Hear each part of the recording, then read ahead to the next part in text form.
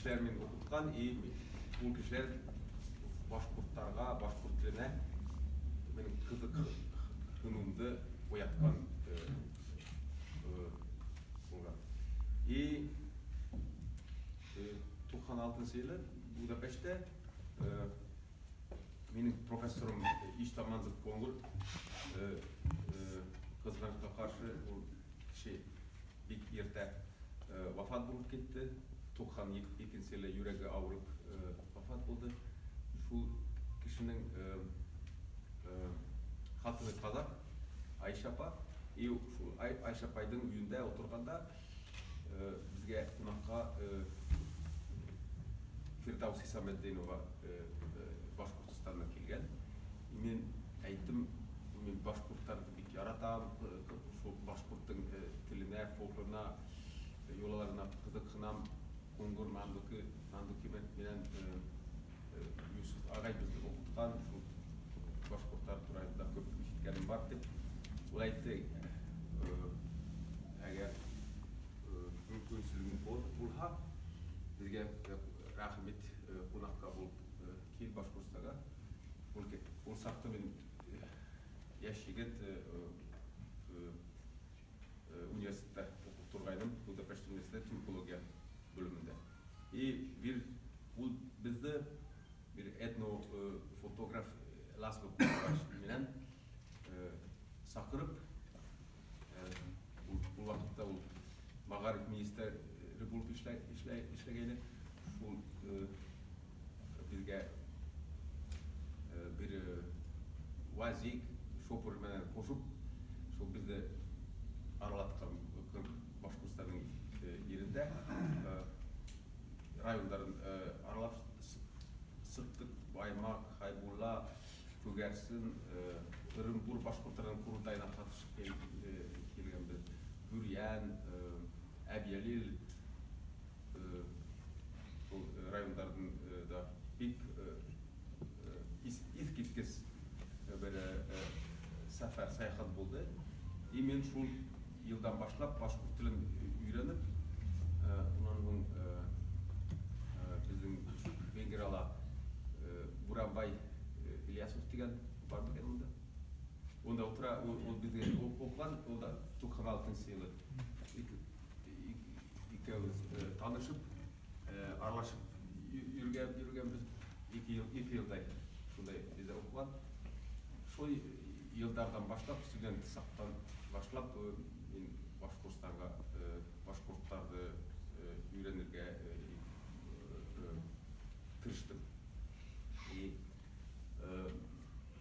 Ул биздин мадияр менен башкурт халыктарынын арасында жолалары, мифологиясы, тарыхый, мәдәни байрыштарыбыз бик көп. Шуга биз кандай ниндей бир башкурттарга бәйле программа булса, мен буга сын йөрәктән катнашып ишләп келдим.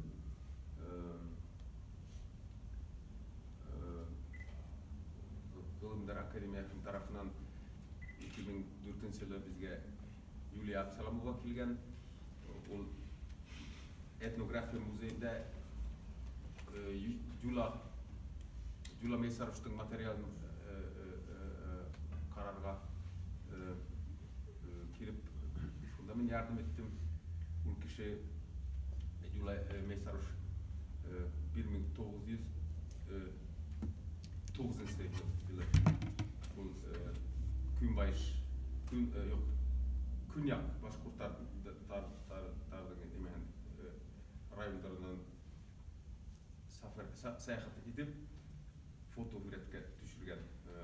Ырымбур, Хайбулла, Баймак райондорунда бик матур. Иштанын компьютеринде бар ушул фото сүрөттөр. Вакыт болгон көрсөтө. Ушулар түшүрүп кеткен. Ул дагы башка айберлер, башкурт милли айберлерин да ийип, биздин этнография музейинде ята. Шундай иштерге катышып үйрөндүк. Шунан соң биз 2015-жыл işlerin uyuşturup Vengirlerge başkurtlardın bir motor büyülerin kurettik avullardan bir ağay bir Baymak rayonunun Ebiyeli'den bir Hanife Apay ağayın ismi kim? Hadi izlemem. Hadi izlemem. İsmim ayıptım. Şu iki kişi gelip bizge başkurt bir yerde üretken. Vengirlerge bir okşagan. Sebebi çünkü ular bizden başkurt büyü, Vengir büyüğünün arasında bir okşagan ortalıklar var. Şu ortalıklar bizge Vengirlerge tuyulup, ular ilk görgenden soň başkurt büyüğüne aşık bulup, şuğa koşulup ketkenler. Şu da işlermen 23 yıldan beri yürüyüz.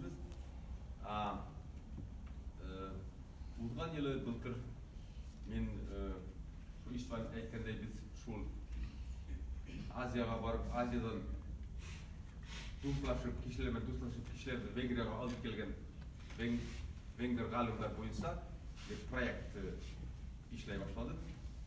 Şunda men bu Barator Şipolov degen şu aytılgan galim bilen şugulana başlagam. Bu kişi Japonya'ya 3 tapkır barıp Japonya'nın tünyağında Hokkaido aralığında Ainu degen millet var. Burungu zamanda şu Japonya'nın tünyak teritoriyasını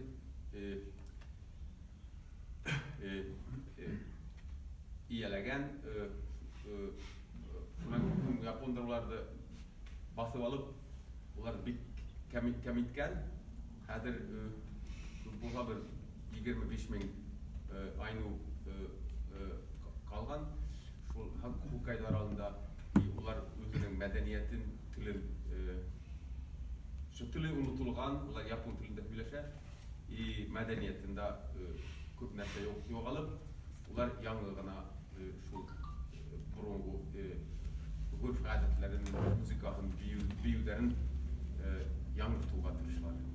Şul kişi 17. sıkıntının başında şu Ainularga barıp şularda tekşergen bir köp materyal yiyip aldım. Ainulardan başka Amur boyunca işten aytkандай Amur boyundağı belekey milletlerde de tekşergen Nanay, Ulça, Sakhalin aralarındağı Uyutta degen belekey Tungus milletlerini tekşerip büyük bay mol materyalda iyi alıp bu materyallardan bir kisegi Vengriyaga yetken, bir kisegi Rusya'da kalıp kalan. Birinci dünya hukuşu başlagaz, o şu bir kisegin Habarovsk kalağına kaldırıp gitüge mecbur bolgan. O kişi şu materyalda Habarovsk'ta kalgan aydu Tunguz aybirlerde, iyi algan aybirlerde kaytarıp alırga tırışıp 1921 yılı Vladivostok kalasına Japonya aşağı Vladivostok kalasına kelgen. Çünkü ul tursta dünya hukuşunun vaktında plenga düşken Venger Avstro-Vengerske imperiyanın halklarının Dalny Vostok'a alıp gitkenler. Граждан, başkursa граждан çayvayna. Граждан hukuşunun vakti. Şunda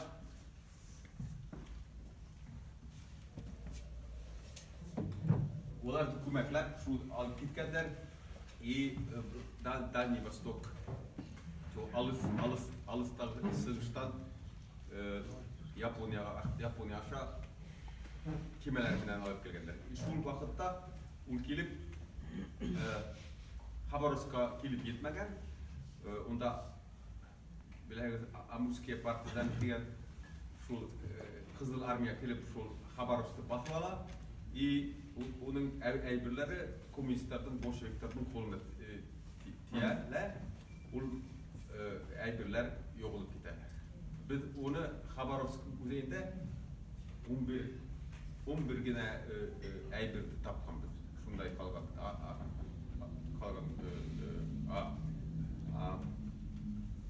Ondan başka қалғаны жоғалып кеткен.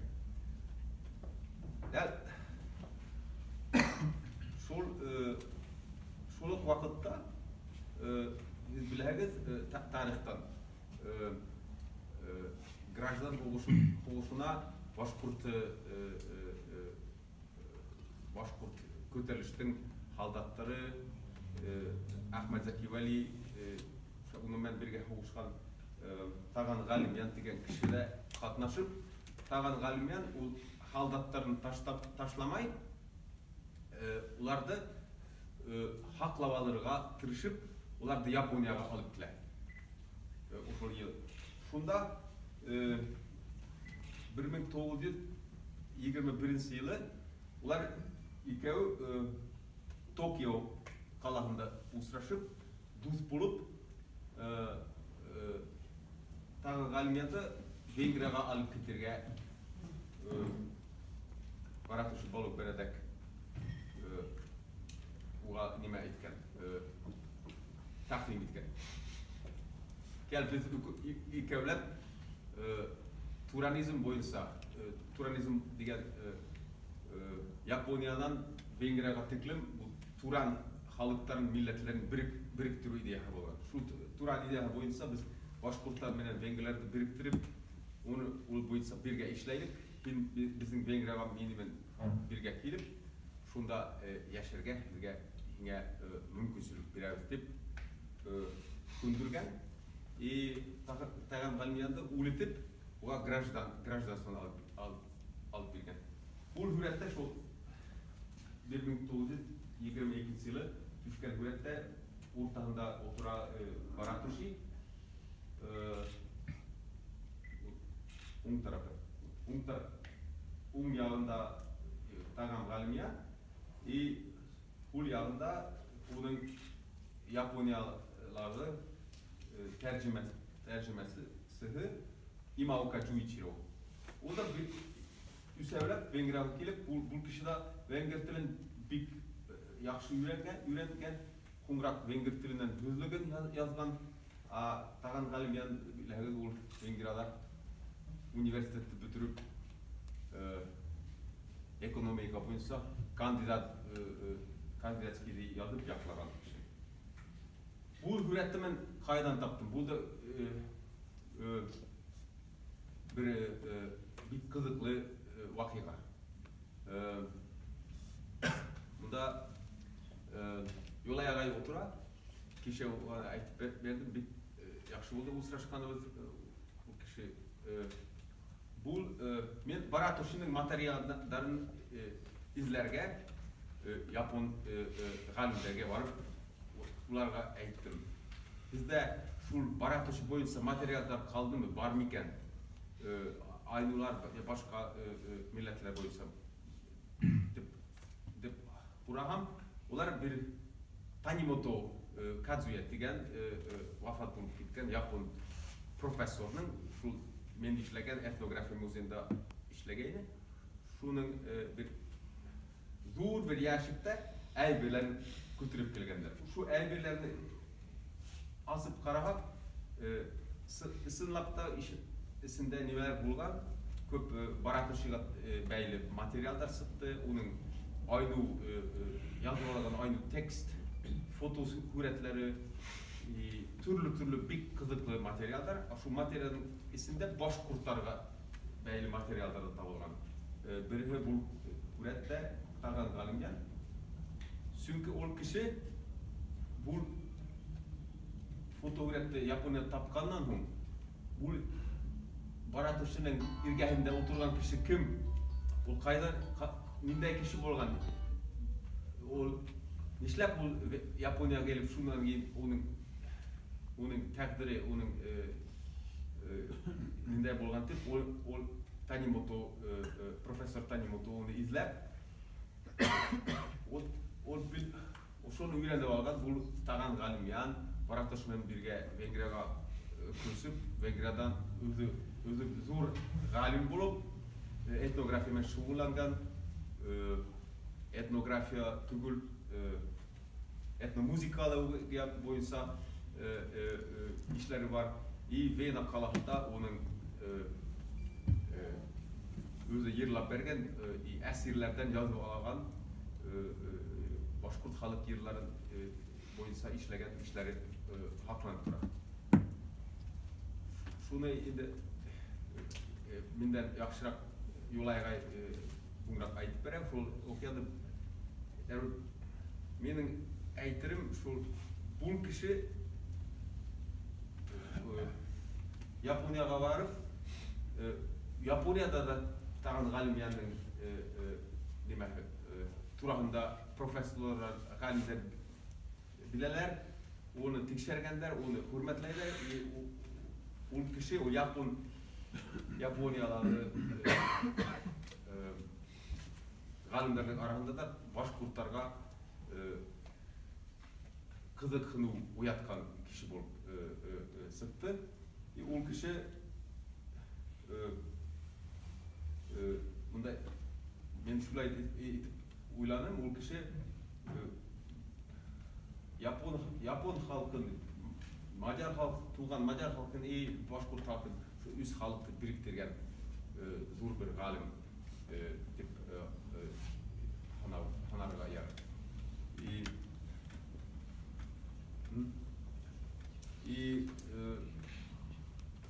Шулайтып бізді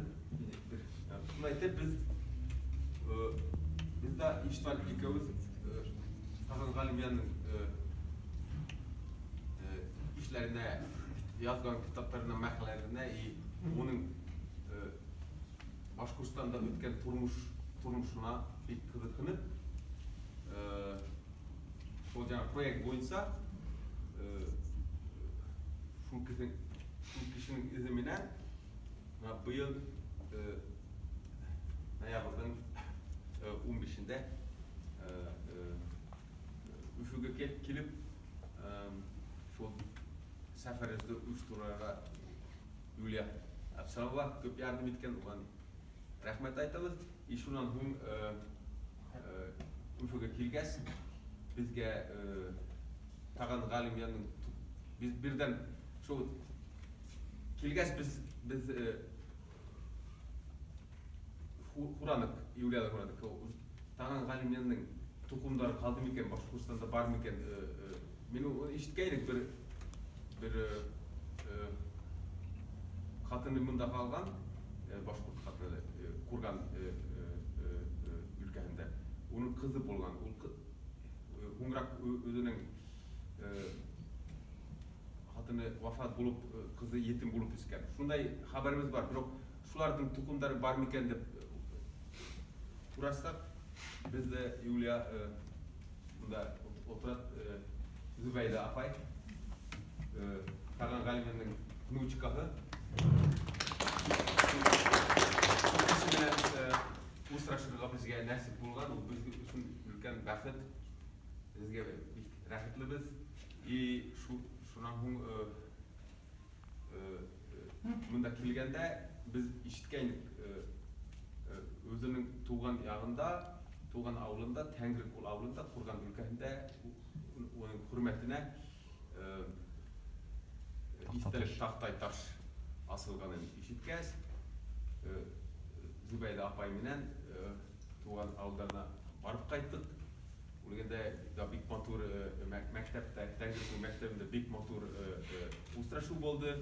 Біз ушул текшеруләребез турасында әйттік, Зүбәйда апайда өзінің ойларын, білгендерін өзінің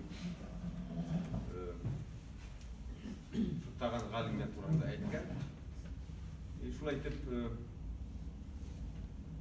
енді мен қабат өзді иптәшіме ифтаңа берейін. Ол кездерге таған ғалымиян бойынша яңғылықтар, біздің текшіру уақытында табылған яңғылықтар турасында да. Бәлки хродар бардыр сізге? Хродар? Хродар бұға бұрынғы беріп кетейік. Мүмкіндір ме? Еще не конца.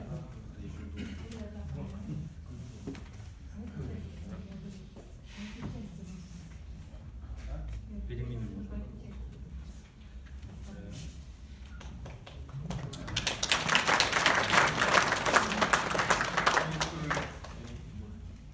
Идея такая, что мы двигаемся между мирами и приносим всякие знания из одного другого, и возьмем оттуда и попробуем клеить их, и понять, что случилось.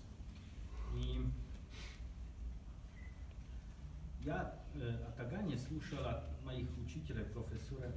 Я сам не этнограф, меня специально учили, был такой период в Венгрии, антрополога, и я не историк, нету исторических. Вот меня интересует современный человек, какие связи. Но мои профессоры частично были этнографы, и они поняли, что это антропология.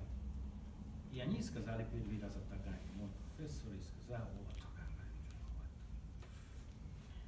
Таган, венгерский этнограф, это все, это башкиры, татары, все. Они это знали, они признали его хоть как часть истории венгерской этнографии. И особенно потому, что его друг, профессор Ковач, он долгожитель, он недавно умер, больше столетия, и он постоянно вспоминал Тагана. Ну вот эти, в советские времена, конечно, об этом публично не получалось, но как перешли советские времена, не был забыт это, потому что живой друг, и он постоянно сказал эти истории, связанные с Таганом. Таган и так стал миф интересной личности. Но я думаю, что нашим подходом интересно, что, наверное, первый раз мы оценим Тагана как антрополога. Не венгерского этнографа, а оценим его человека, который вырастился в одной культуре, и он переехал в другой. Конечно, это вопрос, что был и другой.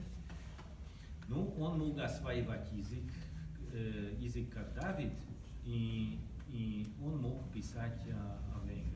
И не только венгров, а кипчак, венгерский кипчак. И он ездил абсолютно свободно в этой сфере и чувствовал себя дома в европейском контексте. Конечно, у него все это семейные конфигурации было сложно, но все-таки он старался завершить, я думаю, судьбу свою жизнь.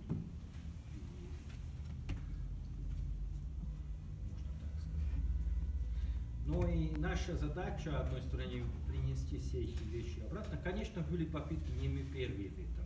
Ваши ученые приехали в Венгрию, взяли, но всегда это недостатка знания языка. Это очень проблематично.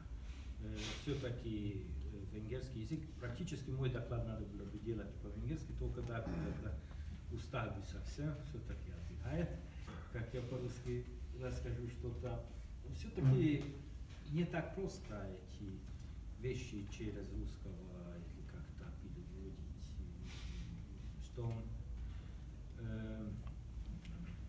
что пока я честно скажу, Тагана не в Венгрии, не в Башкирии, не на своем месте. Что наша задача, наша миссия поднимать здесь дух в Башкирии, и тогда поднимается тоже в Венгрии. Что это, мы думаем, что это есть явление друг на друга этих миров. Практически мы приехали почетный доск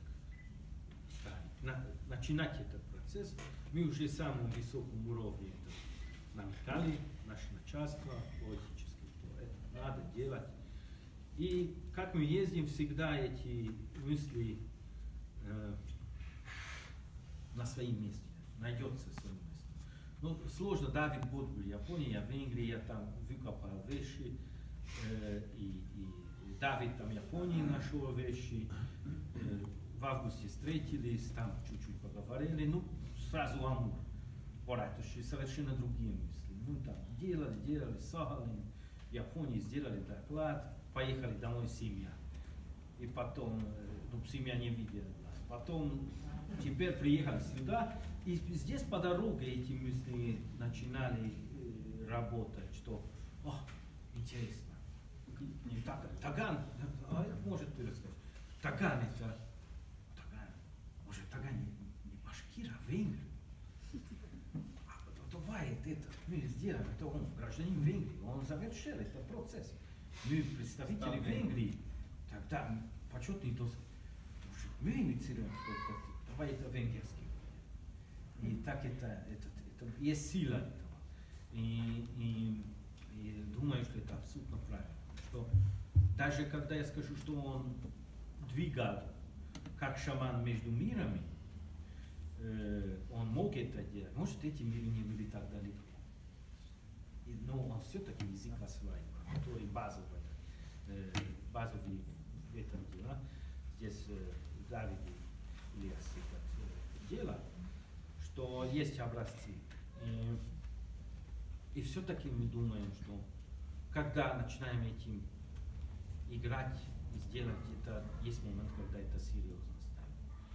И это наше будущее. Что надо заниматься историей, как Давид здесь намекал, Венгер, Торма, Иошеф и Мандоки, история венгерский, как в Венгрии изучали башкир. Это надо серьезно взять нашу историю, я о себе скажу.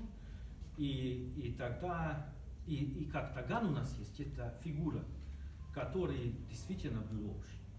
А мы хотим общие исследования. Мы не хотим. Мы не давим вас делать, что мы хотим. Мы хотим вас понять.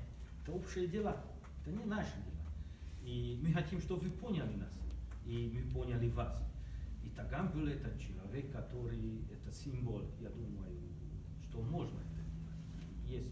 Есть эта мысль, это не такой экзотика, романтика. И особенно, когда в этом году наши генетики нашли такие материалы, которые не целиком Башкирии, но есть такие территории, 4 точки,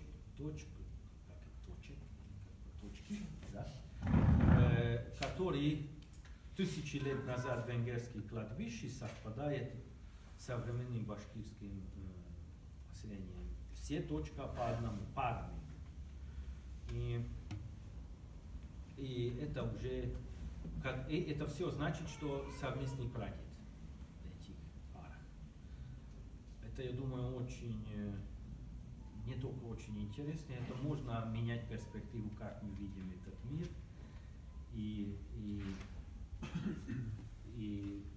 как я уже сегодня сказал, играть тем, что в Европе живут башкиры, здесь живут мадьяры. И в этом есть что-то.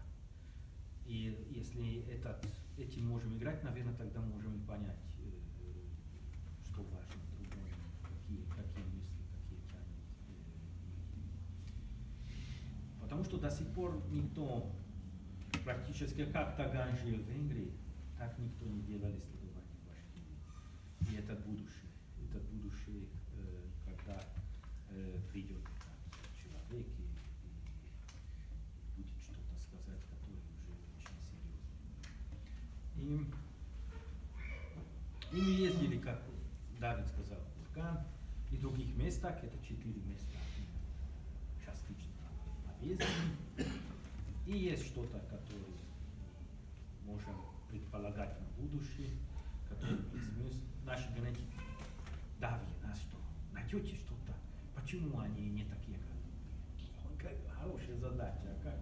Ты не можешь спросить ничего, это очень сложная задача. И все-таки, я думаю, здесь в этом. И мы учили, конечно, это не только мы утащили этот материал сюда, который венгерский, и частично уже здесь были, и мы можем разговаривать, потому что вы уже знаете, о чем идет речь. У нас была эта идея, что вот, очень интересно, как Таган двигался в Маньчжурии и Японии, также двигались венгерские военные пленные. Это они вместе двигались, это наше движение, наш канал. И тот, что мы узнали, что, который мы не знали, что Таган это написал, что это забайкальский башкиры, есть такой материал, такой короткий сюжет, который нам, мы думали, что нам надо делать. И Таган уже делал, что это очень здорово. С другой стороны, Давид сказал, что в Венгрии Тагана была сложная ситуация, как все, война после войны. Он чужой гражданин, который он бросал, приехал в Венгрию, и как можно ему работу найти или как-то. И думали, что это боратуши усыновить Тагана. Делали, сразу автоматично получили венгерское гражданство. И Таган быстро научился венгерский, по-венгерскому и все делал работу. И он получил позицию. Он получил научную позицию. Боратуши никогда не получил научную позицию. Понимаете? Он музей этнографии, это тогда еще музей, национальный музей этнографии. Он научную позицию получил. Боратуши был учитель, главный, старший учитель, позже директор средней школы в Венгрии, что Таган гораздо выше научно, чем Боратуши. И абсолютно случайно мы перед дорогой взяли книгу о Боратуши, пишет башкир. У нас был, наверное, это как-то Таганом связано. Эта книга не может быть. У нас был вопрос. Таган никогда не был башкир. Это вопрос. Таган никогда не был башкир. Нет, Боратуши, да, извините, правильно. И потом это было подозрение. Как-то не ту автобиографию Боратуши. Он такой личность, он никогда не писал. И нам надо было как-то понять, что он делал. А он писал эти все книги, не дневники, не научные работы, это какие-то памфлеты, популярные книги, очень трудно понять, что случилось. И открыли книгу, смотрели, там. Потому что, понимаете, мы Тагана всегда думали, что это этнография. Всегда была экзотика. Мы потихоньку научили в Киргизии, что это не надо экзотику смотреть, надо рамку смотреть. Что пишет видение, как формат книга. Из этого можно что-то понять. И открыли книгу, и вы хорошо, Боратуши писал, и издает, пишет, но частично доклады Тагана. На базе таких докладов. Сразу поняли, это Таган писал. Это Боратуши просто свой, он был отец, он сказал, а это мое родное. Да. Он издавал какие-то книги. Ну и писал, здесь пишет. Писал сам. Но все-таки, вы понимаете, это здесь пишет, что он писал. И все-таки это здесь есть и Боратуши. Только не масса. Боратуши какие-то видения, какой-то плурализм, дает идеология, а Таган дает это настоящее содержание. И раз мы смотрим, читаем, Давид, сразу Давид отбирал от меня нашу книгу, и смотрю, потом Давид смотрел, башкирское национальное движение после 17-го года русской революции. Вау! И это совершенно, знаете, здесь этнография, после этнографии, а здесь в середине есть это текст, 20 страниц. И все это описание своих, это есть типы или какие-то, по-английски сказал бы summary, я не знаю как. Воспоминания из этого, так, что он уже видел. И видели, это уже очень серьезная работа, не просто случайно. Здесь все в 1931 году писали. И мы узнаем много-много интересных вещей из этого. Я думаю, что это самый ценный в этой книге. И этой книге, и вам это обязательно надо читать по-башкирски. И из этого можно понять, кто был это человек, Таган, который в каком месте. Потому что кто за Таганом может сегодня, понимаете, все-таки он умер 70 лет назад. Этот человек, за него это уже поздно ступить. Он сам сделал, он сам сдает эту работу, которую никто другой не может. Это его перспектива. Это его перспектива в этой сложной периоде, который сложный был. Я думаю, каждого башкира был очень сложный переживать. Все переживали. Как-то у него судьба такая, что он не мог остаться здесь. Ему надо было ехать отсюда. Он это знал. У него не было иллюзии, что может. Конечно, миф есть. Он не был простой человек. Он не менялся. Он не менял свою позицию. Он крепко держал. Он очень харизматический фигура. И я думаю, что это надо доценить. Что у вас были такие фигуры, которые могли этот харизм сохранить в другом форме и в Венгрии. Он не сдался. Там же он также сделал серьезно свою работу. И в этом книге еще есть, кроме этого, другие элементы. Здесь первый раз, я думаю, до этого уже писали, что в Венгрии Башкирия это один. И этот один народ. И там путанные научные теории, но туда же и путано несколько раз. И так. Вы уже генетики доказали, что они были правы. Да, но только они у них не были генетики, они через языка, через всякие другие подходы хотели Доказать. Ты еще или все? Ну, что дальше? Что дальше? Хорошо. Ты еще расскажи о фотографии, которую ты нашел. Он сделал когда... Я думаю, ты рассказал. Что у нас есть это Мессарош, как Давид сказал, в материале 909 год. Ну, не так много фотографий, наверное, если все вместе, наверное, 90. Ну, красивый, очень красивый. Тот мир до Первой мировой войны. Именно тот момент. Красивые фотографии. И там есть у него каталог, что есть маленькие фотографии, которые, ну, скажем, по-английски, смотрящие фотографии, и там описание, что там. Но Мессарош очень непростой человек. Практически в 1909 году надо было бы сюда приехать Баратуш. Но Баратуш поехал Амур. Он не мог в одном времени, в двух местах. Что этот Мессарош, и он предлагал Мессарош поехать. Но Мессарош хотел доказать, что Башкирия и Венгрия не родственники. Что Башкирия это тюрки, настоящие тюрки. Он тюрколог. У него это.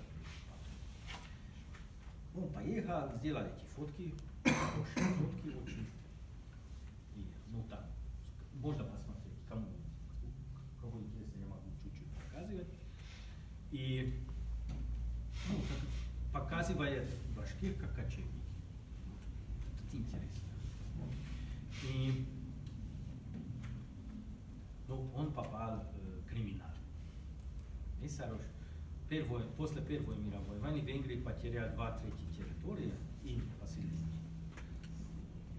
Значительно. И хотели делать вместе. И сделали фальшивые деньги, французские деньги, потому что французы решали суд Венгрию и хотели банкротить французского экономику. И там сделали эти фальшивые деньги, делали Мессарош частично.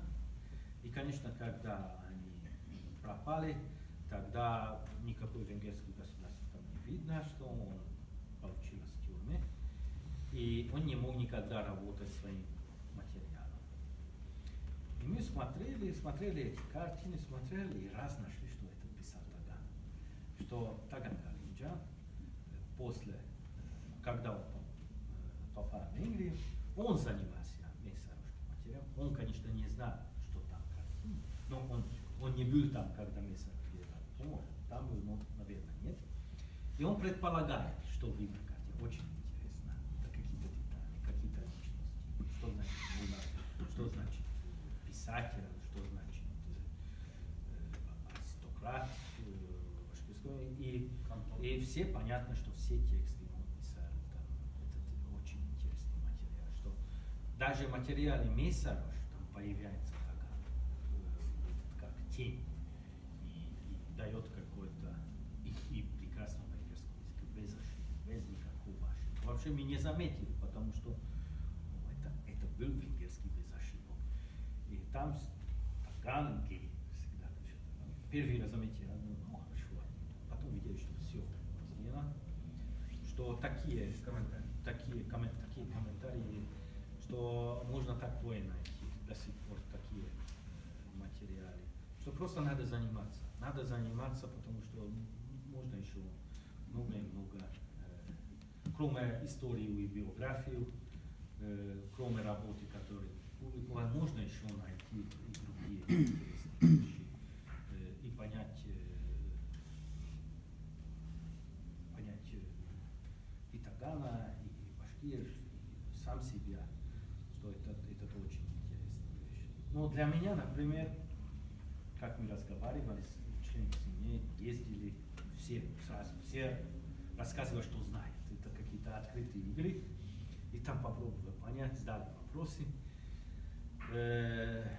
И СМО, которые, всякие документы переводили сразу как группа, исследовательская группа. Выяснилось, например, что Таган жил в музее. Когда у него не было места, не было дома, тогда он жил в музее.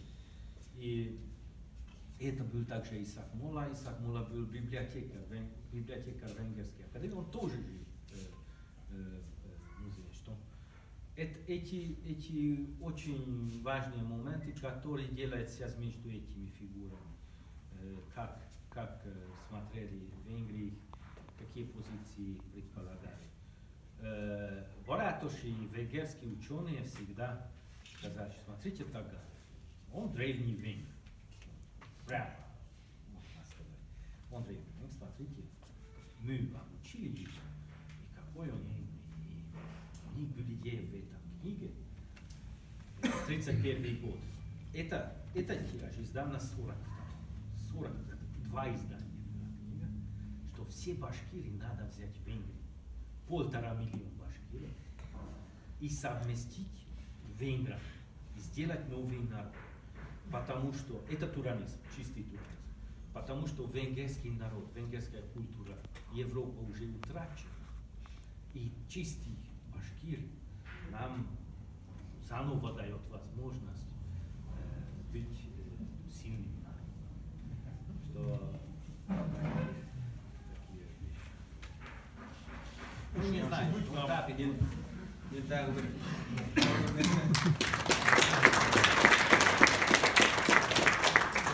Тағы бір нәрсе қосырға ойландым. Үфіге келгәс, бұл тағады ғалым янның ғалым гына түгел, ғалым офицер, экономист,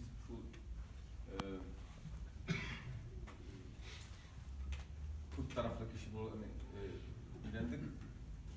Шуннан ол зор бір ер аусы болған. Бик матур ерлаған. Кесе Юлайғай Венаға барған сонда запистерін тапқан. Запистерден таған ғалыммен ерлаған ерін тыңлап, шуларды үйренген. Қызғанышқа қаршы ол запистерді тыңлаттырға ruhsat etilmegen nemesler biz onu anlayız. Siz şu tağan galimlerden yıllarından bir yılda bizge yıllap bir herkes şu bilgen kişilerge biz şunu sen böyle gelges da tevki taptı bunlar. Dörtüre tamamen arasatılır. Ben Viyana Fonogram Arşivi direktörü Rudolf Brand efendimden Berlin Fonogram Arşivi hizmetkari Suzanna Ziegler bilen hem Humboldt ismindagi Berlin Üniversitesi'nin Laut Arşivi'nin müdürü Marin Golz efendimden ki kalan kabul koydum. Ben bu yazmalarda bir almayayım, taratamıyorum, tamamen mümkün. Sonra buna bulmayayım. Nişat men ne bu Hürriyet'in Davut Efendi'ye, Davut Mustafa Dürfnetir arılarım ama seramayın da. Sonra min hayır bir kadar nemler tevda etirdi. Mümkün mü? Mümkün. Viyana Fonogram Arşivinde Halimen Tağan 1931 yılda yardım etken Robert Lach hem Gerbert Jansky degan alimlerge.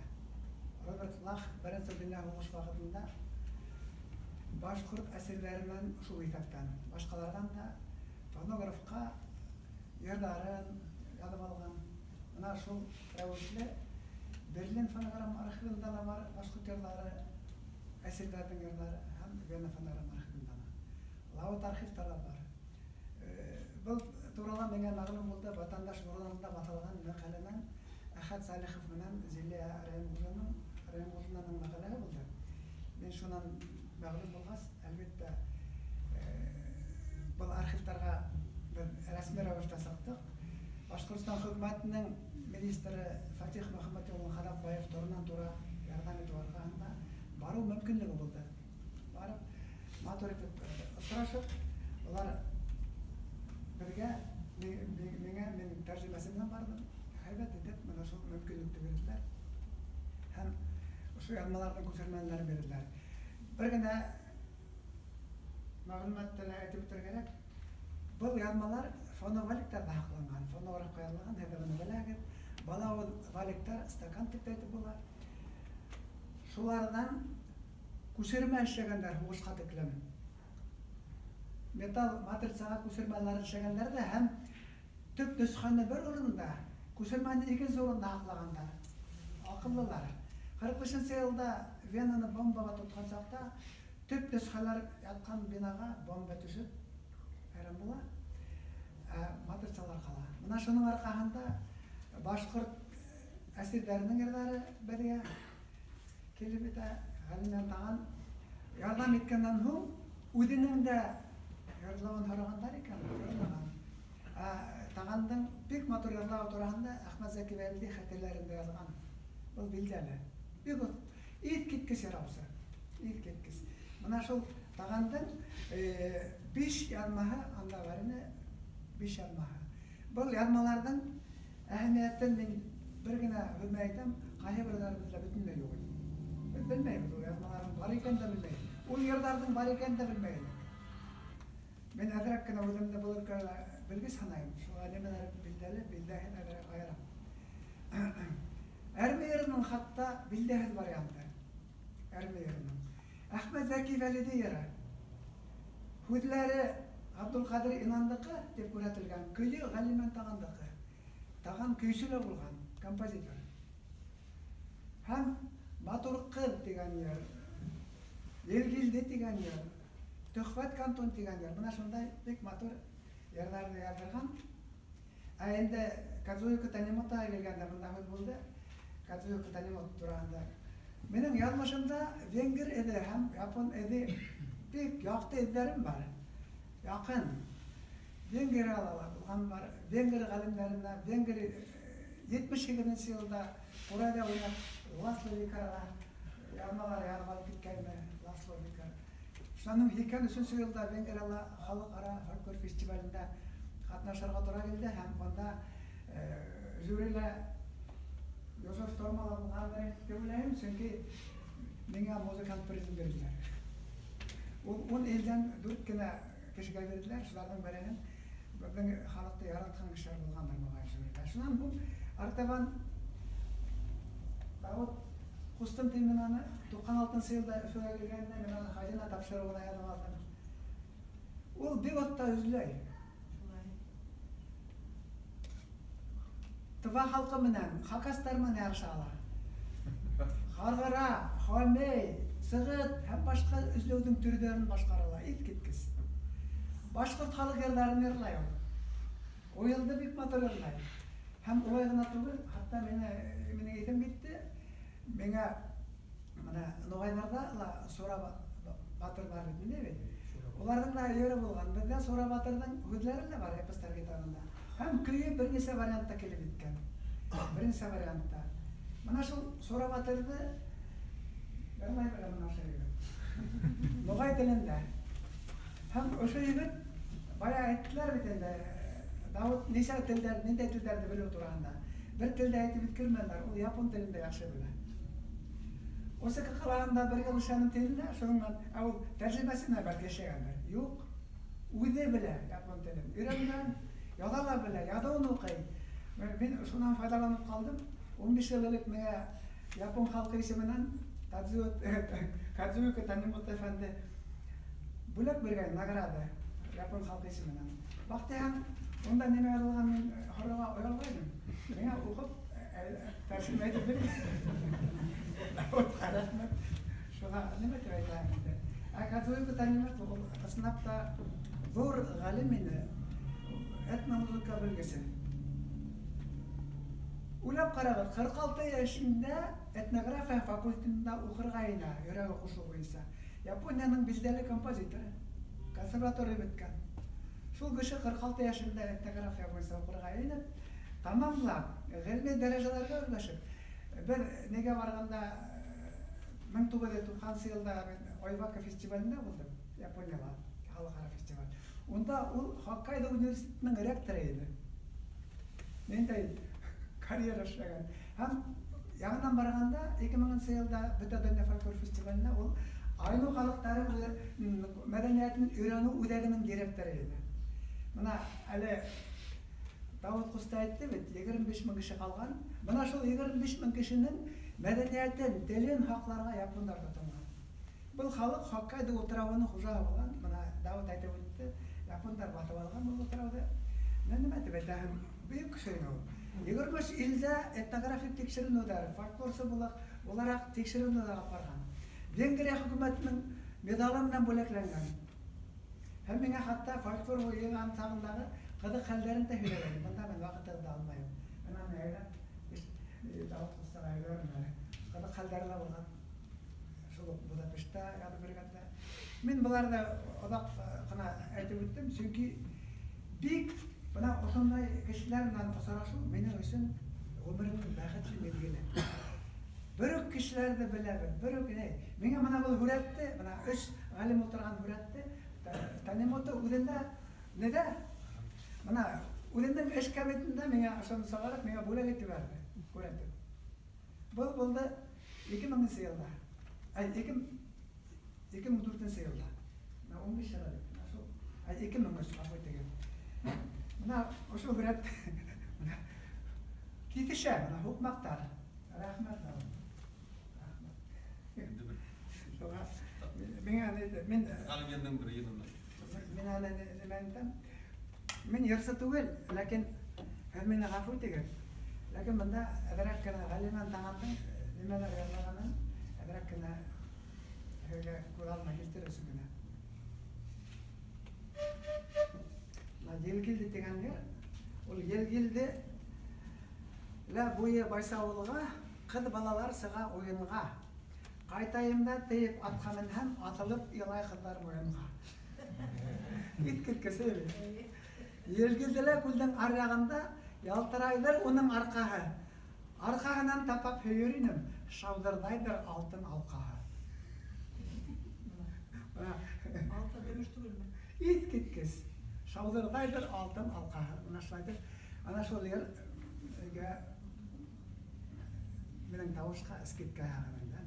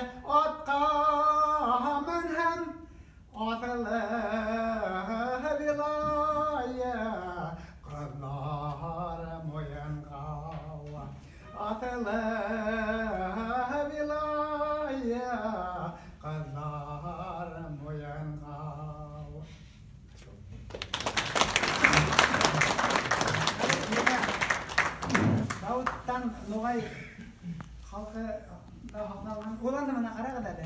Ет кеткес, бәлки әбірәкән айтып өтейін. Румынияға еді. Румынияға Ноғай ауылына бара. Бүтін халық, яштар, орта болған румын тілінде сөйлесті. Ноғай тілінде сөйлескен кеше. Һәм ұнытқандар бір қарт, қартайған қарт Ноғай тілін ұнытмаған, һәм ер ұнытмаған. Сура батыр ерін ұнашында яды бала, яды үді ерді. Мұна мен қазір башқұрттағы Сура батырды іштірейінді. Сура батыр бірген варианты бар, табын варианты, ұсырған варианты, мен ұсырған вариантын іштіріп қарайын. Бірген варианты қатта екеу. 4 вариант білді.